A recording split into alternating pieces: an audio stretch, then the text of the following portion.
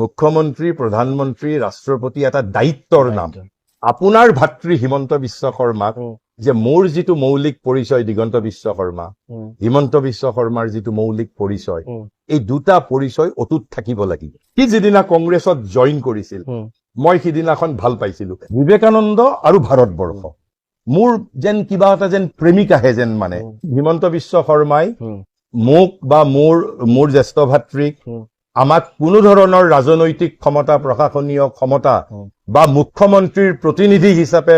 তেনে ধৰণৰ ক্ষমতা আমাক প্ৰদান কৰা নাই আৰু আমিও কোনোদিন লালায়িত হোৱা নাই ৰামচন্দ্ৰই স্বজনপ্ৰীতি নকৰা কাৰণে আধুনিক নাৰীবাদে তেওঁক কলংকিত কৰে হিমন্ত বিশ্ব শৰ্মাই যে পৰিয়ালকেন্দ্ৰিক ৰাজনীতিৰ বিৰোধিতা কৰে জ্যেষ্ঠ ভাতৃক ৰাজ্যসভাৰ বাবে কৰিলে স্বাভাৱিকভাৱে আহিব ধৰি লোৱা হল তেওঁৰ কোনো ভূমিকাই নাই তেতিয়া আপুনি গ্ৰহণ কৰিব নে এইটো আকৌ এবাৰ চেক্ৰিফাইচ কৰিব এইবাৰ এটা প্ৰশ্ন যিটো প্ৰশ্ন হয়তো আপুনি এতিয়ালৈ যিমান ইণ্টাৰভিউ দিছে বা য'তেই গৈছে সেইটো সোধে মই কিন্তু সেই পৰিচয়টো আপোনাক দিয়া নাই আৰম্ভণিতে আৰু এটা অস্বস্তিকৰ হ'ব পাৰে আপুনি আনসাৰটো দিব অস্বস্তিকৰে হয়নে আপোনাৰ বাবে গৌৰৱৰ কথা হয় অসমৰ আৰু ভাৰতবৰ্ষৰ বৰ্তমানৰ আটাইতকৈ প্ৰভাৱশালী নেতা যাৰ সৈতে প্ৰধানমন্ত্ৰী গৃহমন্ত্ৰী যিসকল কোৱা হয় যে অসমৰ ভাৰতৰ আটাইতকৈ ডাঙৰ পলিটিকেল ফিগাৰ মই অসমৰ মুখ্যমন্ত্ৰীয়ে বুলি নকওঁ ভাৰতৰ আটাইতকৈ প্ৰভাৱশালী মন্ত্ৰীগৰাকীৰ মুখ্যমন্ত্ৰীগৰাকীৰ ৰাজনৈতিক নেতাগৰাকীৰ আপুনি জ্যেষ্ঠ ভাতৃ এই প্ৰশ্নটো কৰবাত নহয় কৰবাত আপোনাক কৰে বা কৰিব লাগে বা হৈ যায় অস্বস্তিত পৰে নে গৌৰৱ বোধ কৰে নহয় তুমি যদি মোক প্ৰশ্নটো এই ধৰণে সোধা যে আপোনাৰ ভাতৃ আজি অসমৰ মুখ্যমন্ত্ৰীৰ দায়িত্ব লাভ কৰিছে আজি আপোনাৰ ভাতৃ হিমন্ত বিশ্ব শৰ্মাই সমগ্ৰ ভাৰতবৰ্ষত এটা সুখ্যাতি লাভ কৰিছে আপোনাৰ ভাতৃ হিমন্ত বিশ্ব শৰ্মাক অসমৰ যে বহু জনসাধাৰণে তেওঁক আজি মৰম কৰে শ্ৰদ্ধা কৰে স্নেহ কৰে ময়ো নিশ্চিতভাৱে গৰ্বিত অনুভৱ কৰোঁ কিন্তু মোক যদি তুমি কোৱা যে মুখ্যমন্ত্ৰীৰ আপুনি জ্যেষ্ঠ ভাতৃ যদি মোক যদি কোৱা হয় যে মোক যদি প্ৰশ্নটো তুমি কৰোতে যদি এই ধৰণে কোৱা যে আপোনাৰ ভাতৃ হিমন্ত বিশ্ব শৰ্মাক আজি অসমে মুখ্যমন্ত্ৰী পাতিছে তেতিয়াহলে মোৰ বাবে সেইটো নিশ্চিতভাৱে গৌৰৱৰ বিষয়বস্তু কিন্তু তাৰ অৰ্থ এইটো নহয় যে মোৰ যিটো মৌলিক পৰিচয় দিগন্ত বিশ্ব শৰ্মা হিমন্ত বিশ্ব শৰ্মাৰ যিটো মৌলিক পৰিচয় এই দুটা পৰিচয় অটুট থাকিব লাগিব যে কৈলাশনাথ শৰ্মাৰ এজন ল'ৰা যে মৃণালিনী দেৱীৰ এজন ল'ৰাক আজি অসমৰ মুখ্যমন্ত্ৰী হৈছে অসমখনৰ দায়িত্ব লাভ কৰিছে তেতিয়া মই নিশ্চিতভাৱে এই যে গৰ্ব কিন্তু কি অৰ্থত আপুনি ফেচবুকতো সেই কথাটো লিখিছে যে মুখ্যমন্ত্ৰীৰ ভাতৃ হোৱাটো কষ্টদায়ক যদি গৰ্বিত হয় কষ্টদায়ক কিয় হিমন্ত বিশ্ব শৰ্মাৰ ডাঙৰ ভাতৃ হিচাপে কিন্তু মই আকৌ কলো যে মোৰ ভাতৃ দিগন্ত বিশ্ব শৰ্মাৰ ভাতৃ মই তোমাক শব্দগীতা তুমি অলপ কেৱল মাত্ৰ মনোযোগ দিবা মই কৈছো যে দিগন্ত বিশ্ব শৰ্মাৰ ভাতৃ হিমন্ত বিশ্ব শৰ্মা অসমৰ মুখ্যমন্ত্ৰী হৈছে আৰু মই জ্যেষ্ঠ ভাতৃ হিচাপে নিশ্চিতভাৱে আই ফিল প্ৰাউড অফ হিম একেবাৰে স্পষ্ট কথা কিন্তু মই কি লিখিছো যে মুখ্যমন্ত্ৰীৰ যে ভাতৃ হোৱা যে মুখ্যমন্ত্ৰীৰ জ্যেষ্ঠ ভাতৃ হোৱাটো সম্ভৱতঃ কষ্টকৰ আৰু লোকচানদায়ক কিন্তু তুমি বৰ্তমান যুগত বিশেষকৈ ফেচবুকত লেখা মেলা কৰাটো আচলকৈ বিপজ্জনক কথা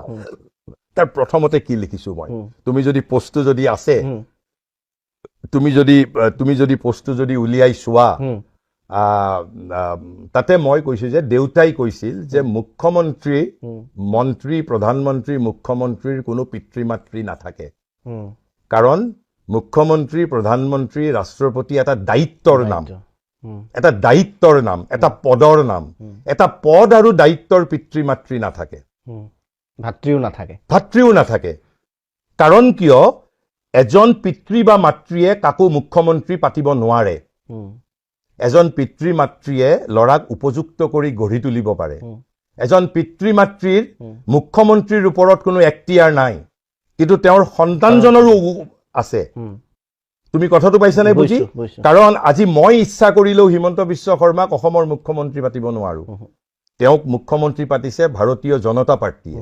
লোকচানদায়ক বুলি কেনেকৈ লাভজনকহে হ'ব লাগে বহুতৰ বাবে আৰু দহজনৰ বাবে লাভজনক প্ৰথম তোমাক মই সুধিছো তোমাক যদি মই এতিয়া সোধো যে মই বাৰু ঠিক আছে যে কষ্টকৰ জীৱন সেইটোৰ বাবে তুমি ব্যাখ্যা বাৰু মই দিম কিন্তু মই যিটো কথা কৈছো লোকচানদায়ক তাৰ আগত তোমাক সুধিছো তুমি লাভজনক কেনেকে তুমি মোক সেইটো ক'ব লাগিব যে মুখ্যমন্ত্ৰী মোৰ ভাতৃ মুখ্যমন্ত্ৰী হৈছে আৰু সেইটো মোৰ বাবে লাভজনক কি ধৰণে হোৱাটো উচিত বা লাভজনক কি ধৰণে হয় সেই উত্তৰটো তুমি যদি মোক অলপ ব্যাখ্যা দিব পাৰা তেতিয়া উত্তৰ দিব পাৰিম। এইটো অনেষ্টলি ক'ব গ'লে মই যদি বা সাধাৰণ মানুহৰ কথা কৈছো মই যদি তাৰ ঠাই থাকিলো হয় আপোনাৰ ঠাই যে মুখ্যমন্ত্ৰীৰ জ্যেষ্ঠ ভাতৃ মানে আধা মুখ্যমন্ত্ৰী মই কমন সেন্সত আপুনি বেয়া পাব নালাগে কথাটো যিকোনো ধৰক অৰ্থনৈতিকভাৱে মই যথেষ্ট লাভৱান হ'ম মোক না কোৱা হয়তো মানুহ নোলাব মোক খাটনি ধৰা মানুহ ওলাব মোক টিকেট দিয়া মানুহ ওলাব একদম অনেষ্টলি কৈছো আপুনি সেইটো আকৌ কৈছো মোক বেয়া পাব নালাগে মোৰ তাত আহিব মানুহে ক'ব যে ছাৰ বা দাদা অমুকক টিকেটৰ কথা এবাৰ কৈ দিব লাগে মোৰ যদি অৰ্থনৈতিক সেই লোভটো থাকে মই কম মোক ইমান টকা দিয়া মই কৰি দিম এনেকুৱা চলে সাধাৰণতে ৰাজনীতিত চলে এইটো অপ্ৰিয় হ'লেও সত্য কোনো ঘৰত ককায়েক ভায়েকৰ মাজত চলে বা ডাঙৰ ঠিকা চলে যে ডাঙৰ অমুকত ইমান কোটি এটা ঠিকা ওলাইছে এবাৰ যদি মই কৈ দিওঁ ঐ তাকো মোৰ তলৰ তাৰাও নহয় ভাইটি এইটো চাই দিবি তাৰ বিনিময়ত মই অৰ্থ গতিকে ডেফিনেটলি লাভেই লাভ চাৰিওফালে গতিকে ময়ো আধা মুখ্যমন্ত্ৰী অঘোষিত মুখ্যমন্ত্ৰী এতিয়া তোমাক এইটো ক্ষেত্ৰত ব্যাখ্যাটো হ'ল কি তোমাক তুমি মোৰ কি কয় যে প্ৰফাইলটো চাব বিচাৰাৰ লগতে মই তোমাক আৰু দুটামান ফেচবুক পোষ্ট দিছিলো যে সমগ্ৰ ভাৰতবৰ্ষৰ ভিতৰতে নহয় কিজানি সমগ্ৰ পৃথিৱীৰ ভিতৰত ময়েই প্ৰথম ব্যক্তি হ'ম আৰু তুমি তাৰে ডেট চাবা যে হিমন্তই মুখ্যমন্ত্ৰী হোৱাৰ কিছুদিন পিছতেই মই এটা ফেচবুকত পোষ্ট দিছিলো এটা মই তাতে লিখিছো যে মই কৈলাশনাথ শৰ্মাৰ ল'ৰা যে আৰু যে মোৰ হাতত কোনো ক্ষমতা নাই মই ক্ষমতা বিচাৰিও যোৱা নাই আৰু মোক কোনো ক্ষমতা প্ৰদান কৰা নাই হিমন্ত বিশ্ব শৰ্মাই মোক বা মোৰ জ্যেষ্ঠ ভাতৃক আমাক কোনো ধৰণৰ ৰাজনৈতিক ক্ষমতা প্ৰশাসনীয় ক্ষমতা বা মুখ্যমন্ত্ৰীৰ প্ৰতিনিধি হিচাপে যে মই নিজক মই প্ৰতিনিধিত্ব কৰিব পাৰিম তেনে ধৰণৰ ক্ষমতা আমাক প্ৰদান কৰা নাই আৰু আমিও কোনোদিন লালায়িত হোৱা নাই বা সেই ধৰণৰ ক্ষমতা বা মুখ্যমন্ত্ৰীৰ প্ৰতিনিধি হিচাপে থাকিব বিচৰা নাই যে দুটাই সমপৰিমাণে এটা সৰু সাপ্লিমেন্টাৰী কেতিয়াবা এনেকুৱা অনুৰোধ আহেনে মানে বিজতৰীয়া অনুৰোধ বুলি ক'ব লাগিব যে মোক এইটো ক্ষেত্ৰত হেল্প কৰি দিয়ক তেনেকুৱা আহেনে তেতিয়া আপোনাৰ কেনে অনুভৱ হয় এই কথাটোই যে কষ্টকৰ এটা কষ্টকৰ যিটো কলো যে তুমি যিটো কথা ইয়েস এই দুটা কথাৰ লগতে তুমি কোৱা কথাটোৰ লগতে জড়িত এই যে আমাক ক্ষমতা প্ৰদান কৰা নাই বা আমি ক্ষমতা লবলৈ যোৱা নাই ক্ষমতাৰ প্ৰতি লালায়িত হোৱা নাই মোক যদি কালি অদৃষ্টই মুখ্যমন্ত্ৰী কৰি দিয়ে আজি ঠিক যি ধৰণে মোৰ হাতত যদি কিবা আনুষ্ঠানিক দায়িত্ব আছে সেই ক্ষমতাও মই হিমন্ত বিশ্ব শৰ্মাক শ্বেয়াৰ কৰা নাই আৰু হিমন্ত বিশ্ব শৰ্মাই মোৰ পৰা সেই ক্ষমতা কি কয় যে কাঢ়ি পেলাই কি কয় যে ল'ব কি কয় যে মোৰ পৰা কি কয় যে নাই লোৱা ধৰা মই এতিয়া সাহিত্য এই একাডেমীৰ দায়িত্বত আছো মই সম্পূৰ্ণৰূপে স্বাধীন হিচাপে কাম কৰোঁ মই সেইটোলৈ আহিম কথাটো কৈছো কষ্টকৰ এইটো চেন্সতেই আধুনিক মানুহে বিশেষকৈ আধুনিক অতি শিক্ষিত মানুহে মই আকৌ কৈছো আধুনিক মানুহে বুদ্ধিজীৱীসকলে অতি শিক্ষিত মানুহে তথাকথিত জ্ঞানীসকলে এই যে মই তোমাৰ আগত যিটো স্বীকাৰোক্তি দিছো যে হিমন্ত বিশ্ব শৰ্মাই নিজৰ পিতৃ মাতৃ ভাতৃক মুখ্যমন্ত্ৰীৰ প্ৰতিনিধি হিচাপে থকাৰ সুযোগ প্ৰদান কৰা নাই কোনো ক্ষমতা প্ৰদান কৰা নাই কাৰণ সেইটো বেআইনী কথা ক্ষমতা প্ৰদান কৰা নাই আৰু আমিও যে ক্ষমতা লবলৈ যোৱা নাই আমিও যে মুখ্যমন্ত্ৰীৰ প্ৰতিনিধি হবলৈ খোজা নাই এই দুয়োটা কথাৰ এটাকো বিশ্বাস নকৰে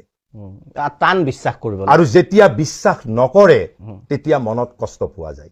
তুমি মোক কোৱাচোন ৰামক আজিও নাৰীবাদীসকলে সমালোচনা কৰাৰ কাৰণ কি তেওঁ পত্নীক সন্দেহ কৰাৰ বাবে তেওঁ স্বজন প্ৰীতি নকৰিলে ৰামচন্দ্ৰই স্বজন প্ৰীতি নকৰা কাৰণে আধুনিক নাৰীবাদে তেওঁক কলংকিত কৰে যিহেতু 90 দশকত আপুনি এখন গ্ৰন্থ অনুবাদ কৰিছিল আৰু সেই গ্ৰন্থখনৰ নাম আপোনাৰ সেকুলাৰিজম ৰাষ্ট্ৰদ্ৰোহৰ অন্য নাম 92 চনৰ 3 জুনত দৈনিক অসমৰ প্ৰথম পৃষ্ঠাত মুছলিম ফৰামলৈ সতৰ্কবাণী সেই পৰ্যায়ত এই প্ৰশ্নটো আগৰ প্ৰশ্নৰ লগত কানেক্টেড হৈ আছে অৱশ্যে মই উত্তৰটো পায়ে গলো এতিয়া এই প্ৰশ্নটো মোৰ বাবে এক প্ৰকাৰৰ এতিয়া অৰ্থহীন হ'ল তথাপিও মই কৰিছো সেই সময়ত হিমন্ত বিশ্ব শৰ্মা ডাঙৰীয়া কংগ্ৰেছৰ প্ৰতি আকৰ্ষিত হৈছে বা কংগ্ৰেছত তেওঁ সক্ৰিয় কৰ্মী আৰু যথেষ্ট সক্ৰিয় আৰু কংগ্ৰেছত তেওঁ নিজকে ইনভলভ কৰিছে একেখন ঘৰত যেতিয়া দুটা ভাৱধাৰা থাকে আপুনি অৱশ্যে কৈ দিলে যে ছেপাৰেট আইডেন্টিটি তথাপিও পিতৃ মাতৃৰ ক্ষেত্ৰতো বা আপোনালোকৰ ডাইনিং টেবুলত বহুতে কেতিয়াবা মতাদৰ্শৰ সেই পাৰ্থক্য হৈছিল নে আৰু যদি হৈছিল কি কৰিছিল নহয় আমাৰ যিটো একাডেমিক ডিসকাশন লাগে হ'ব কিন্তু যে কোনোদিন তেতিয়া যেতিয়া হিমন্ত কংগ্ৰেছত আছে মই ৰাষ্ট্ৰীয় স্বয়ংসেৱক সংঘৰ স্বয়ংসেৱক মই ইয়াতে বিদ্যাৰ্থী পৰিষদৰ স্বয়ংসেৱক মই এজন প্ৰবল হিন্দুত্বৰ প্ৰবক্তা বাট হিন্দুত্ব ইন মাই ওন মোৰ যিটো নিজস্ব দৃষ্টিভংগীৰে আৰু বিশেষকৈ বিবেকানন্দ আৰু শ্ৰী অৰবিন্দই মোক যিটো দৃষ্টি দিছে সেই হিন্দুত্বৰ মই এজন প্ৰবল প্ৰবক্তা মোক কোনোদিন হিমন্ত বিশ্ব শৰ্মাই কোৱা নাই যে তই তাৰে পৰা গুচি আহ আৰু ময়ো হিমন্ত বিশ্ব শৰ্মাক কোনোদিন লালায়িত কৰা নাই যে তই ইয়াৰ পৰা কি কয় যে কংগ্ৰেছ ত্যাগ কৰ কিন্তু নিশ্চিতভাৱে তুমি যদি মোক যদি এটা যদি প্ৰশ্ন কৰা মই কম যে সি যিদিনা কংগ্ৰেছত জইন কৰিছিল মই সিদিনাখন ভাল পাইছিলো যে এটলিষ্ট সি আঞ্চলিকতাবাদী ৰাজনৈতিক দলত যোগদান নকৰি কাৰণ মোৰ ultimate commitment is to my Bharat mother যে মাদাৰ ইণ্ডিয়া মোৰ লক্ষ্য হ'ল মাদাৰ ইণ্ডিয়া অন্তত মই সিদিনা সেই পইণ্ট অফ ভিউৰ পৰা যদিও মোৰ দৰ্শনত নহওক কিন্তু মোৰ দৰ্শনৰ এটা মই ব্যক্তিগতভাৱে আনন্দিত হৈছিলো যে এটলিষ্ট সি অন্তত ৰাজনৈতিক আন্দোলন কৰোতে হি হেজ বিকাম নেশ্যনেলিষ্ট মানে যিটো ৰাষ্ট্ৰযন্ত্ৰৰ শোষণ মাহিয়াইৰ চকুৰে চোৱা এই বস্তু যি নহওক সি অন্তত যে নিজক ভাৰতীয় বুলি ভাবিব তুমি যিটো কথা কৈছা হয়নে আৰু তাৰ পিছত নিশ্চিতভাৱে যিদিনাখন সি ভাৰতীয় জনতা পাৰ্টিত যোগদান কৰিছে এই যে মই নিশ্চিতভাৱে কি কয় যে মোৰ কাৰণেতো সেইটো কি কয় হৰ্ষৰ বিষয় সেইটো মোৰ কাৰণে কি কয় নিশ্চিতভাৱে এটা আনন্দৰ বিষয় কাৰণ যে আমি যেতিয়া ছাত্ৰ সংগঠন কৰিছিলো হিন্দুত্ব দৰ্শনৰ লগত হিন্দুত্ব দৰ্শনৰ সৈতে জড়িত আছিলো আটাইতকৈ এই দৰ্শনৰ সৈতে যে নিকটতৰ সম্বন্ধ ৰখা দল হিচাপে আমি ভাৰতীয় জনতা পাৰ্টিকেই ভাবিছো সেইটো হয় নহয় সেইটো তুমি কি ধৰণে বিশ্লেষণ কৰিবা সেইটো তোমাৰ স্বাধিকাৰ কিন্তু মই এজন স্বয়ংসেৱক হিচাপে বা মই এজন হিন্দুত্বৰ কি কয় এজন প্ৰবল প্ৰবক্তা হিচাপে মই কংগ্ৰেছ বা ভাৰতীয় জনতা পাৰ্টিৰ ভিতৰত মই ভাৰতীয় জনতা পাৰ্টি যে মোৰ দৰ্শনৰ আটাইতকৈ নিকটৱৰ্তী দল হিচাপে মই কি কয় গণ্য কৰিছিলো যেতিয়া ভাৰতীয় জনতা পাৰ্টিত জইন কৰিছিল যে ইৰেস্পেক্টিভ অফ তাৰ পলিটিকেল বেনিফিট হ'বনে নহয় কিন্তু মই ব্যক্তিগতভাৱে যে আমাৰ এই অসমৰ আন হাজাৰ হাজাৰ লাখ লাখ জনসাধাৰণৰ সৈতে ময়ো ব্যক্তিগতভাৱে আনন্দিত হৈছিলো মানসিকভাৱে কমসে কম আৰু তুমি মোক কৈছা যে ৰাজনৈতিক সক্ৰিয় ৰাজনীতিৰ লগত অহা নাই কিন্তু সক্ৰিয় ৰাজনৈতিক দলৰ লগত নাথাকিলেও ছাত্ৰ অৱস্থাতে মই ভাৰতীয় জনতা পাৰ্টিৰ প্ৰচাৰ কাৰ্যও কৰিছো বিশেষকৈ 91 চনৰ ইলেকশ্যনৰ সময়ত বহুতে নাজানে 91 চনৰ ইলেকশ্যন তেতিয়া আমাৰ আলফাৰ ভয়ত বিজেপি অফিচত কোনো মানুহ নাছিল তেতিয়া তুমি কাৰোবাক সাংবাদিক হিচাপে কাৰোবাক সুধিলে তুমি জানিব পাৰিবা ভিক্টৰ বেনাৰ্জী বুলি এজন খুব ভাল এক্টৰ প্ৰথম তেতিয়া ভাৰতীয় জনতা পাৰ্টিত যোগদান কৰিছে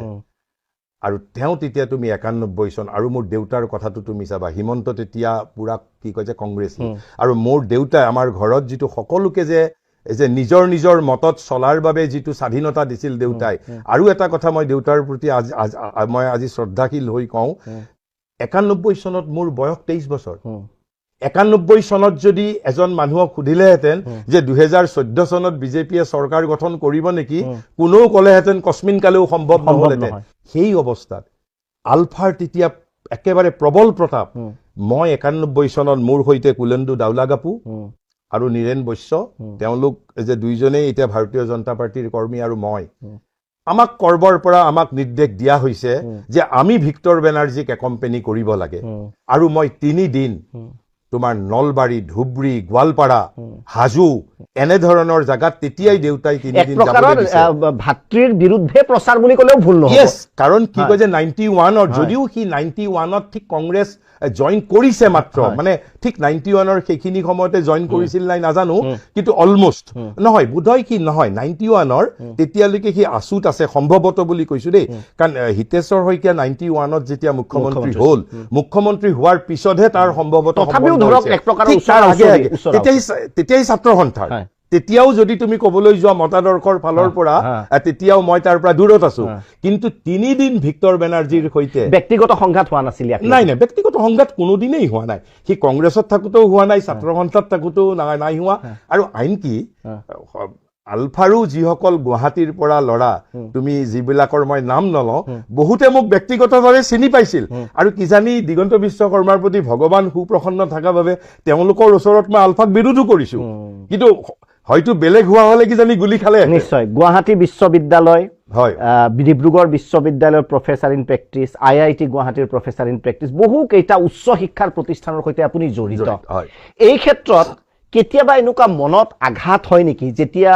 একাংশ বুদ্ধিজীৱী তথাকথিত বুদ্ধিজীৱী বুলি কৈছো যিসকলে ভাবে যে আমি যোগ্য আটাইতকৈ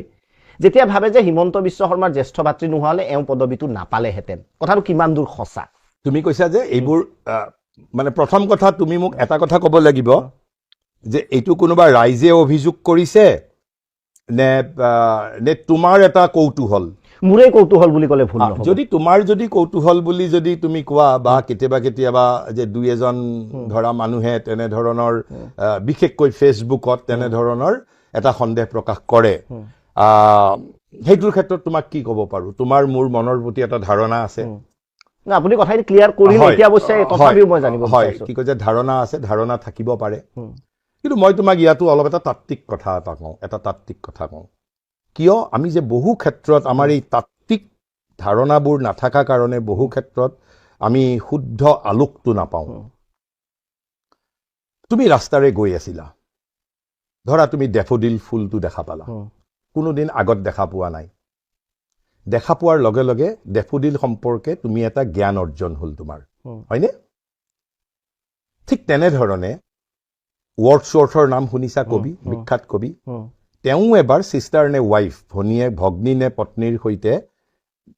ফুৰিবলৈ যাওঁতে প্ৰথমবাৰৰ বাবে ডেফোডিল ফুলটো দেখিছে তুমিও দেখিছিলা তোমাৰো এটা তাৰে পৰা নলেজ হৈছে আৰু ৱৰ্ডছৱৰ্থেও দেখা পালে তেওঁৰ নলেজ হ'ল কিন্তু ৱৰ্ডছৱৰ্থে আহি সন্ধিয়া ৰাতি নিশা ডেফোডিলৰ ওপৰত এটা কবিতাই লিখি পেলালে তেনেহ'লে তুমি ডেফোডিলটো দেখাৰ লগে লগে যিটো তোমাৰ জ্ঞান হৈছে আৰু ৱৰ্ডছৱৰ্থে দেখাৰ পিছত তেওঁ যেতিয়া কবিতা লিখিছে দুটাৰ জ্ঞানৰ মাজত পাৰ্থক্য আছে হয়নে আকৌ ঠিক সেই ধৰণে কাৰোবাৰ একেবাৰে ডেফোডিলটো ৰসৰ অংগ হৈ গ'ল নিজৰ চেতনাৰ অংগ হৈ গ'ল তেতিয়াও তোমাৰ তেওঁৰ জ্ঞানটো ইভেন ৱৰ্ডছৱৰ্থতকৈও বেলেগ হ'ব বেছি আৰু তাৰ পিছত যদি তোমাৰ কোৱা মই তোমাক ইয়াত কিন্তু এটা সাংঘাতিক ভাৰতীয় জ্ঞান তত্ত্বৰ এটা তুমি মানে সাংঘাতিক গূঢ় তত্ত্বৰ কথা কৈ আছো যিটো মই যথেষ্ট সহজভাৱে তোমাক কৈছো আৰু 4 নম্বৰটো হ'ল ৰাধাৰ কৃষ্ণৰ বিষয়ে জ্ঞান আৰু কৃষ্ণৰ ৰাধাৰ বিষয়ে জ্ঞান তোমাৰ ডেফোডিলৰ বিষয়ে জ্ঞান ৱৰ্ডছৱৰ্থৰ ডেফোডিলৰ বিষয়ে জ্ঞান আৰু যিজনৰ আনকি ৰসৰ ডেফোডিল যাৰ ৰসৰ অংগ হৈ গৈছিল তেওঁৰ ডেফোডিলৰ প্ৰতি জ্ঞানতকৈও ৰাধাৰ কৃষ্ণৰ প্ৰতি জ্ঞান আৰু কৃষ্ণৰ ৰাধাৰ প্ৰতি জ্ঞান একে সমান জানো নহয় কিয় ৰাধা আৰু কৃষ্ণ এক আৰু এইটোকেই ভাৰতবৰ্ষত এতিয়া মই তোমাক হেভি ৱৰ্ড গীতা কওঁ হেভি ৱৰ্ড গীতা ক'লে তোমাৰ ভয় লাগিব তেতিয়া ভাৰতবৰ্ষই কৈছে পৃথিৱীৰ সমস্ত জ্ঞান মাত্ৰ 4 শ্ৰেণীৰ জ্ঞান 4 শ্ৰেণীৰ জ্ঞান প্ৰথম জ্ঞানটোক কি বুলি কোৱা হয় wholly separative indirect knowledge wholly separative from কাৰ পৰা ডেফোডিলৰ লগত ইউ আৰ ষ্টিল সেপাৰেট তুমি দেখা পাইছা ডেফোডিলৰ লগত তোমাৰ কোনো সম্পৰ্ক নাই ইট ইজ হোললি সেপাৰেটিভ আৰু নলেজ ইজ ইনডাইৰেক্ট কিয় ইনডাইৰেক্ট বুলি কোৱা হৈছে তুমি চকুৰে দেখা পাইছা থ্ৰু ইন্দ্ৰিয় it is not direct seeing তোমাৰ ভাব আৰু ৰসৰ পাৰ্ট হোৱা নাই so it is wholly separative and indirect knowledge tar uporortu ki separative but direct contact it is still separative mane tumar wordsworthor jitu separative teoru dekhudil tu teur chetonar ongo hoi jua nai but it is a direct contact karon teu tar uporot kobita likhise hoine aru tar uporor jitu rohor jetia hobo it is knowledge by intimate direct contact knowledge by intimate direct contact আৰু যিটো মই তোমাক ক'লো ৰাধা কৃষ্ণৰ ক্ষেত্ৰত knowledge, যি ধৰণে তেণ্ডুলকাৰৰ ক্ৰিকেটৰ ওপৰত জ্ঞান, তানসেনৰ মিউজিকৰ ওপৰত জ্ঞান, এইটোক কি বুলি কোৱা হয়? নলেজ বাই আইডেন্টিটি। আইডেন্টিটি মানে হ'ল ইউনিটি, অৰ্থাৎ বিষয় আৰু বিষয়ী। তুমি হলা বিষয়ী নোৱাৰ, আৰু ক্ৰিকেটটো হ'ল বিষয়। তেণ্ডুলকাৰৰ ক্ষেত্ৰত বিষয় আৰু বিষয়ী নোৱাৰ and object of knowledge has became one. এইটোক কয় নলেজ বাই আইডেন্টিটি। ৰাধা আৰু কৃষ্ণ যে দুটা এটা হৈ গৈছে। তানসেন আৰু music, Tansen is not only musician, he is himself music too. আৰু এইটোক কয় নলেজ বাই আইডেন্টিটি। গতিকে মানুহে যেতিয়া, তুমি আজি মোক যিটো জানিছা, হয়তো ফেচবুকৰ এজন মানুহে কমেণ্ট কৰাতকৈ তুমি তোমাৰ মোৰ লগত 30 বছৰৰ সম্বন্ধ, কিছু পৰিমাণে it is not wholly separative indirect knowledge. তোমাৰ ক্ষেত্ৰত ইট ইজ হয়তো ছেপাৰেটিভ ডাইৰেক্ট নলেজ। তোমাৰ মোৰ ওপৰত, তুমি মোৰ ওপৰত নিজাকৈ বিশ্লেষণ তুমি কৰিব পাৰা, বাট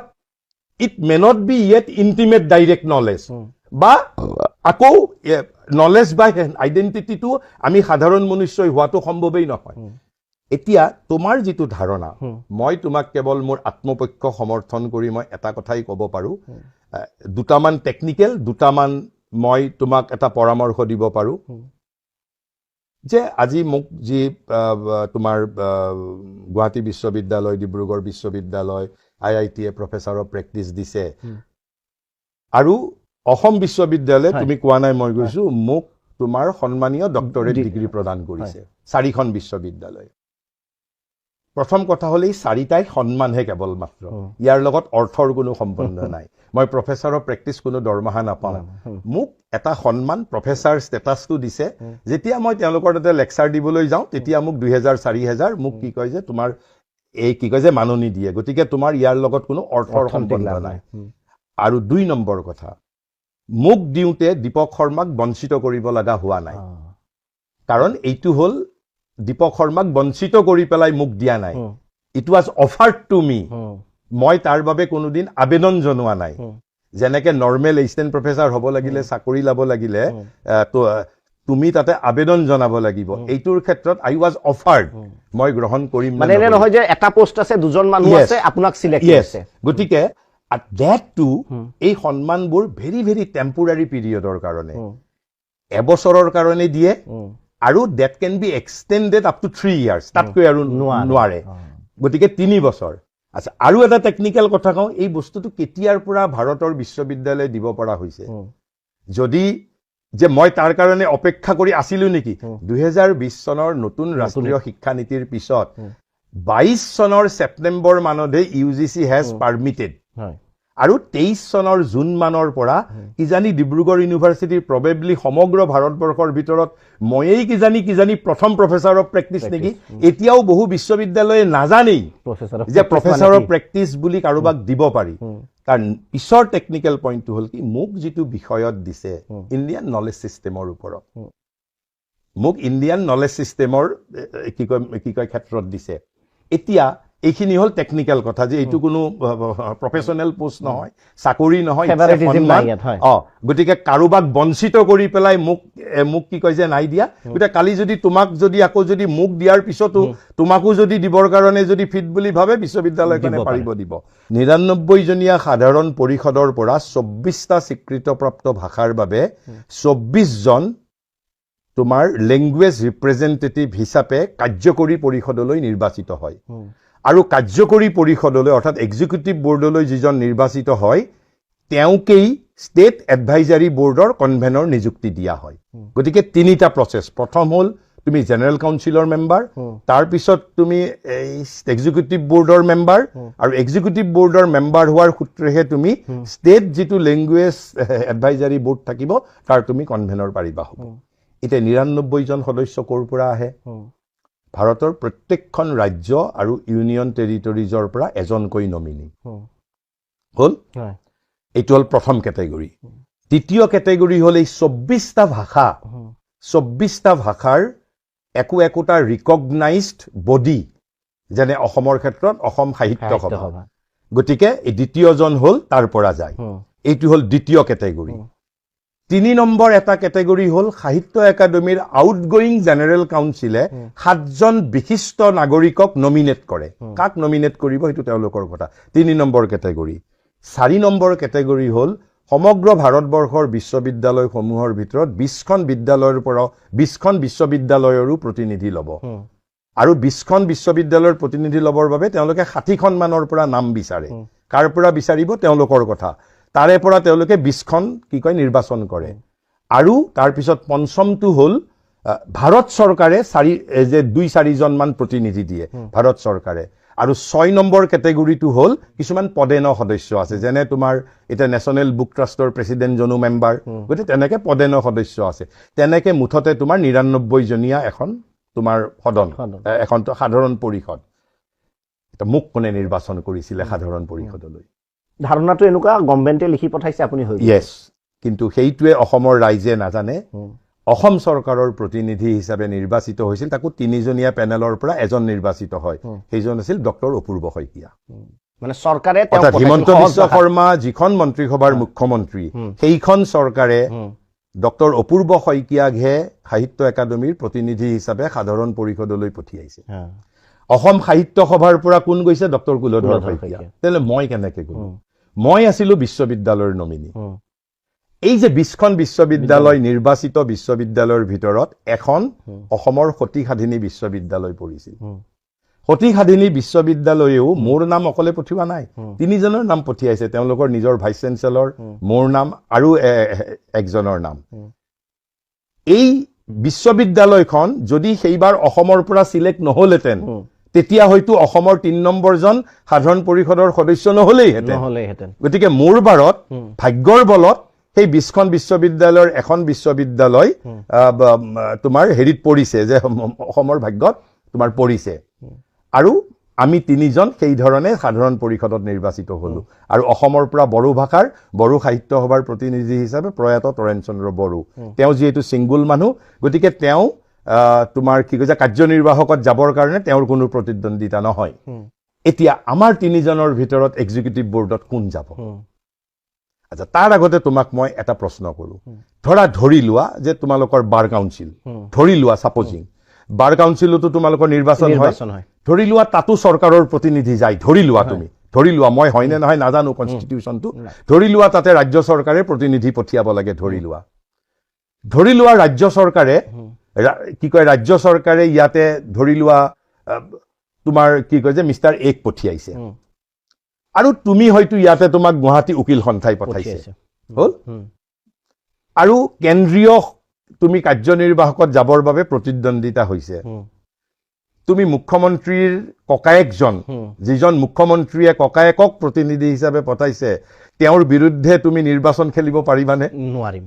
বাট অপূৰ্ব শইকীয়া ফট এগেইনষ্ট মি ইয়াতকে আৰু মই কি কম যে ইয়াত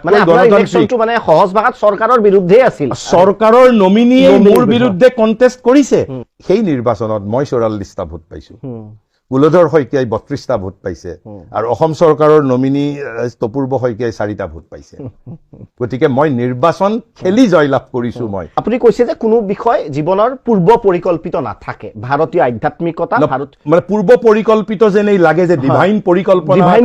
থাকে কিন্তু আপুনি হোম বুলি হ'ব নোৱাৰে নহওঁ বুলি নহ'ব নোৱাৰে এনে বিৰত থাকিব নোৱাৰে এতিয়া মই কৈছো যে স্কুলীয়া দিনত এটা বিদ্ৰোহী বিদ্ৰোহী বুলিয়ে কৈছো যে আলোচনী এখন লাগে সেইকাৰণে মই সম্পাদক হলো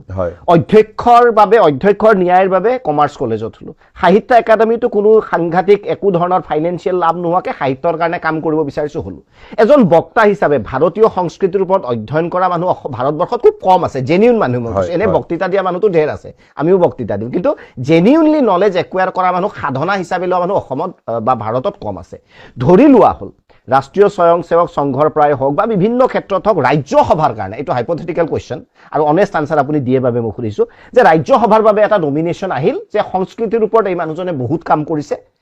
প্ৰেসিডেন্টেও কৰিব পাৰে নমিনেশ্যন আপুনিও হয়তো ভালকে জানে তেনেকুৱা এটা নমিনেশ্যন আহিল লগে লগে মিডিয়াত হাহাকাৰ লাগিব যে হিমন্ত বিশ্ব শৰ্মাই যে পৰিয়াল কেন্দ্ৰিক ৰাজনীতিৰ বিৰোধিতা কৰে জ্যেষ্ঠ ভাতৃক ৰাজ্যসভাৰ বাবে কৰিলে স্বাভাৱিকভাৱে আহিব ধৰি লোৱা হল তেওঁৰ কোনো ভূমিকাই নাই তেতিয়া আপুনি গ্ৰহণ কৰিব নে এটো আকৌ এবাৰ স্যাক্ৰিফাইস কৰিব মই তোমাক হেতু আজিয়েই ক'ব নোৱাৰিম যেনেকৈ তোমাক প্ৰথমতেই মই এটা ইংগিত দিছো যে মই আই এম নট এৰোগেণ্ট, মই অমুকটো ল'ম অমুকটো নল'ম,